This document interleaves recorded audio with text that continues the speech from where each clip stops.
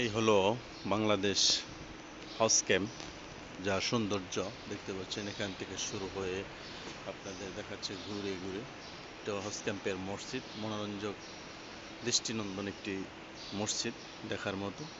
এখানে অফিস হজের, তারপর বিভিন্ন লোকেশন। চতুর্দিকে হজ ফ্লাইট শেষ হয়েছে গত রাতে, তো আজকে সকালবেলা পরিবেশটা অসাধারণ, যা আপনাদের দেখাচ্ছি। কারণ গত ৩৫ দিন যাবৎ এখানে হজে যাওয়ার জন্য যে হজযাত্রীরা ছিল, পরত মুখরিত বা শব্দে আওয়াজে গুনগুন করতো হাজিদের, এখন আর নেই। সেই মধুমাখা তালবিয়া পাঠ করতো, লাব্বাইক আল্লাহুম্মা লাব্বাইক লা শারীকা লাকা লাব্বাইক ইন্নাল হামদা ওয়া নি'মাতা লাকাল মুলক লা শারীকা লাক। এই তালবিটা পড়তো সবাই, এখন আর শোনা যায় না। এখন শুধুই নিঃশব্দ শূন্য।